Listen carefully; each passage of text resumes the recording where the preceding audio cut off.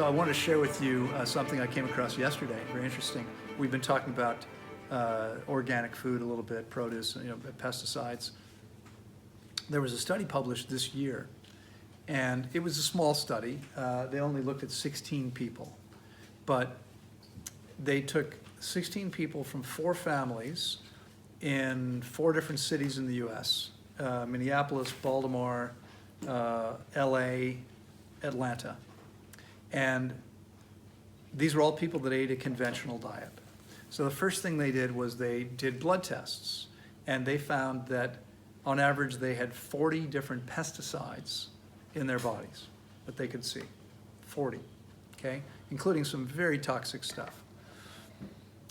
They then provided each family with a chef that provided them with 100% organic meals. Now this is cooked food, normal food. They might have had salads and fruit, but there was cooked food too. But they were eating 100% organic food for 6 days. Their average pesticide levels in the body dropped by more than 60% in 6 days. That's huge. Including in the case of one pesticide, dropped by 97%. By simply avoiding this toxic crap for 6 days. What do you think would happen if you stop eating conventional sprayed produce, fasted to clean out your body, right, and then ate only organic? Okay, so I know people tell me all the time, I can't afford it, it's too expensive. So I was actually in New York City to do a big event. I was keynote speaker for a big event at Rockefeller Plaza. And the night before the event, I was invited by there was a group that met at the Park Slope Co-op in Brooklyn. And they invited me to come speak. They had a potluck dinner, and I spoke there. And someone said to me, ironically, we're actually meeting upstairs in the co-op. There's a meeting room, right? Down below, there's organic produce. And someone says, what if you can't afford organic? And I said, well, I'd consider, moving to a less expensive apartment, canceling your cable subscription, not buying Starbucks. Yeah. Make a decision about what's most important to you. Because what's more important than putting the highest quality food in your body? But I got somebody really pissed off that night. And I've had this before. It's like, well, that's fine. Someone actually said something like on one of my videos, it's the privileged white people thing. Like, hey, it doesn't matter what color you are. You want your health, you need to eat the highest quality food. No matter where you live on the planet, it's usually available. There's some. It may be difficult. I've been in Serbia. There's very little organic produce. You can get apples and bananas and maybe oranges. There's not much. But there are things you can do. And one of the things you can do, if you live in a place where there's not much available, first thing I would do is I would create a petition, and I would circulate it around your neighborhood, around the area around the store. So not necessarily your neighborhood, but if the market's here, I'd go to all the neighborhoods around the market and and get other people to help you. Collect as many signatures as possible. Stand in front of the shop, okay? Would you be interested in having organic produce? And I'd go to the manager of the store and say, I'm not buying produce from you because I only want organic, okay? You vote with your dollars. What do you think would happen if everyone went to them and said, we're not going to buy conventional produce? You better believe they'd go find organic. It's available, okay? And if there's more demand, more people will produce it. That's the way it works. You need to vote with your dollars. If you care about your health, insist on getting the best stuff. Go to the farmers markets in your area, okay? On Saturdays and Sundays usually, could be any day, but go to the farmers markets. Meet the farmers, find out what they have that's not sprayed. Sometimes they have stuff that's not certified organic, but they're not using chemicals. Get to know them. In most of the ones, I've been to a lot of farmers markets. If you start talking to them, they'll often invite you to come to the farm. They'll show you what they're doing. They're proud of what they're doing, especially if it's organic, okay? Buy the best quality food you can. It makes a huge difference, okay? Stop putting this poison stuff in your body. And do what you need to do to support your health, because what's more important than that, okay? What's more important than that? I don't think there's anything more important. all those pesticides that are in those people's bodies are doing to them. Liver damage, cancer. Yeah. I mean, there's a whole long list of things, but you know, your liver has two primary jobs. One is to help metabolize fat, which is why it secretes bile, and one is to break down toxins. And so the liver gets challenged when it's having to deal with all this toxic stuff. Cancer, as we've discussed recently, cancer is the result of toxins in the body and poor immune function. You eat a whole bunch of toxic stuff, including pesticides, which are carcinogenic, you're going to likely develop cancer over time. So, and these are just a couple, there's other things, but these are probably the two biggest issues. Lymphoma, you know, again, your lymphatic system is, which we just talked about, its job is to remove poisons from the body. So lymphoma, cancer of the lymphatic system is typical if you're consuming a lot of pesticides. I wouldn't be surprised if leukemia, for the same reason, the white blood cells, leukocytes, their job is to help detoxify. They can't handle it. We were never intended to consume these things.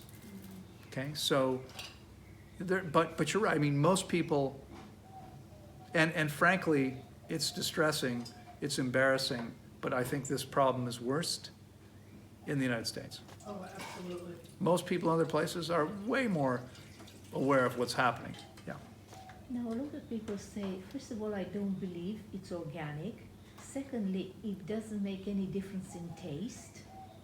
And I'm okay as I am.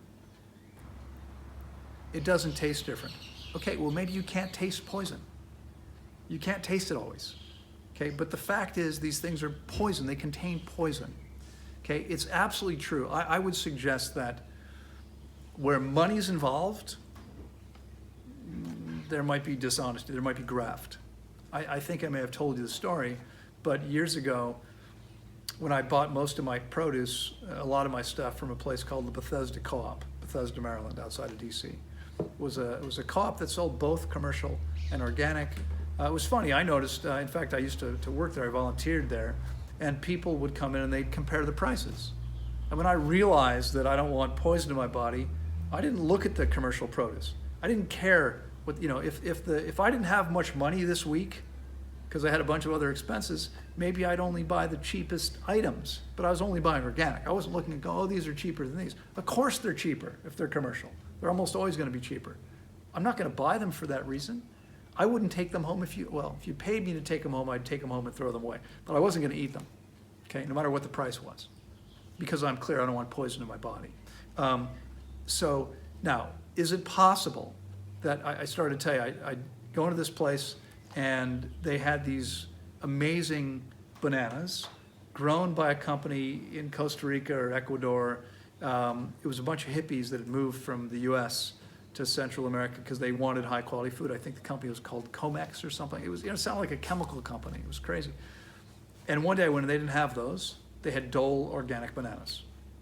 And I'm looking at this going, you know, Dole, I mean, does Dole care about their quality? These other guys, they cared about growing high quality produce. Dole, they cared about getting their share of the organic market. It's true that there's organic produce that maybe it's not the quality you'd like it to be. It probably isn't the same quality today that it was 30 years ago because it's become a big business and everyone wants their share of it. But here's what you know. If it's commercial, it's got poison in it. If it's organic, there's a fighting chance it doesn't, or at least has less. It's got to be better. Putting poison in your body's not smart. There's methods that organic growers use. Organic growers sometimes spray things, but they're plant-based, they're naturally based chemicals. They're not things that, they're not toxic petrochemicals. And they're things that they can legally put on the food that will keep animals off. I think I told you about my friend Tomas in Panama, who makes his own substances using neem and tea tree oil and other things that he grows. He makes these teas with this stuff and then uses that to spray and grows companion planting. Remember the basil close to the tomatoes to keep the insects off the tomatoes? There are ways to do it. I mean, you see organic produce, it's real, and that's what happens. There are ways to do it. it's important, if you're gonna grow organically, you have to make sure that the soil is the best quality. The stronger the plant is, the less the insects will bother it. They're gonna go for the stuff that's weaker, that can't defend itself. I'm not saying it's easy. In some cases, we don't eat a lot of guavas here. We have a lot of guava trees because they always wind up with worms in them. What they do on commercial farms is they put a bag over every fruit. Yeah. That's labor intensive. We're not, if we were selling them for $5 each like they do, we could afford to do that. But so, if you go to banana farms, I was talking to my client who owns banana farms and in Asia, and he said, yeah, they put plastic bags over as soon as they start fruiting, they put plastic bags over each bunch. What we do is he said, well, when do you harvest them? I said, we harvest them just before they ripen. And that works perfectly fine. They ripen inside perfectly fine. What they're trying to do is have some that actually ripen. They don't cut them until they're ripe. And then they have to protect them. Otherwise, the animals are going to get to them. Anyway. Any other questions? Yeah. I just think it's good to tell people when they say organic is too expensive, that your body, when you think you want food or more food, is actually crying out for nutrients a lot of the time. Yeah. And when you're eating organic, because the nutrients are so much greater, you don't actually On average, eat 2 to so 10 much, times so the nutrient content. it can level off like that. Yeah, there's a couple studies looking at this. I did a test with oranges, organic and non-organic. I was juicing them, and the store was out, so I was forced to buy oranges. Conventional. And I usually can get an 8-ounce glass out of 2 organic oranges. It took me 4 regular oranges. Interesting. Yeah, 4. So- it was way cheaper. So right, the conventional produce, aside from the fact that you might need to eat less, Yeah, you're getting poison. yeah. It's right, and if you're juicing it, which you probably know now, I wouldn't recommend doing, but if you're juicing, it's more concentrated. Mhm. It's more concentrated. Now, you should definitely avoid pesticides at all costs, but I'll tell you something interesting. People who eat conventionally, their greatest pesticide exposure doesn't come from eating produce. It's cooking it. It comes from eating animal products. Because animals are fed conventional feed, and the pesticides on their feed concentrates in their flesh. So if you're eating animal products that aren't organic, there's way more pesticides in there than there is on the produce. That doesn't mean it's okay to eat the produce that's sprayed. It's not. Take the best care of yourself possible. It's funny, there was a comment, not really, and this was today I did my Spanish live broadcast, so I don't understand 100%. My understanding is probably in the 90% range. There was a comment, and I think someone said, so do you think aside from the body, we're just energy? And my response was, yeah, we're not our bodies, we're this eternal energy. And I said, some people say, well, if I'm not my body, what difference does it make? I'll eat whatever I want. I can do anything if we're not my body. And I pointed out, as I pointed out before, the reason why I don't think that makes a lot of sense. When I was in my 20s, my early 20s, I was at the Air Force Academy, in fact, where we were prohibited from riding on motorcycles because the U.S. government had such a big investment in us. The first weekend pass I got, my buddy and I went to Denver and bought a couple motorcycles, probably because we weren't supposed to, so we did. And we were both taking flight lessons from a civilian, and he lived right across the street from the front gate of the base and had a garage and said, you can keep them in my garage. So whenever we get off base, we go to walk across the street, pick up our bikes, and go tooling around. I bought an old 71 Honda 500 and wound up that summer, we drove our motorcycles across the country. We were both from the DC area. He lived a couple hours away, but we drove back across the country. He sold his bike to his brother in Ohio, and we were gonna do the last leg on mine together, but I had problems with it. There was issues. The whole trip, I was having to fix stuff. It was an old bike, and I was having to fix stuff. The last 5 or 6 summers, almost every summer, I've done a lecture tour in Europe by motorcycle. I have a big BMW that lives at a friend's farm in Germany. I fly to Frankfurt, take a train a couple hours north, pick up the bike, spend 4 to 8 weeks touring around Europe on a motorcycle. It's an old bike, 2003, but it's BMW. It's an amazing machine. It's an amazing machine. It's been maintained very well. It's never broken down. I don't have to worry about anything, okay? The journey is much more pleasant when the vehicle works well. So from my perspective, this body is the vehicle that I'm using to go through this journey called life, okay? When this journey is over, I'm gonna trade it in and I'll get another vehicle later on. It's just a vehicle, okay? But if I don't take care of the vehicle, the journey is not much fun, okay? A lot of people spend their last 10 years in the garage getting their vehicle fixed, okay? You know, and how fun is that? No, thank you. You know, I like the fact that as long as I make the best choices, right, my vehicle works perfectly well, like perfectly well, with no breakdowns, no issues. If I make a poor choice, I'm gonna feel that, I'm gonna experience that for a day or so, you know, and then I'm reminded, oh yeah, that wasn't very smart, shouldn't do that. But as long as I make the best choices, my vehicle serves me as well as it possibly can. That's why it makes sense to me to do it. There's an additional related reason. It's really the same thing, it's just saying it a different way. I believe that everyone here, everyone has genius. Everyone. Some people never discover what theirs is, right? Some people are so stuck in, you know, fear-based patterns of doing what they think they should do that they never even realize what they're truly passionate and truly gifted at. I believe I was fortunate. For me, getting sick helped put me on this path, and I believe sharing this message is what I'm particularly good at. You know, being able to speak things in ways that people can understand, etc. And so, if I'm not taking good care of my vehicle, I'm not capable of functioning at the same level. I can't be what I'm capable of being.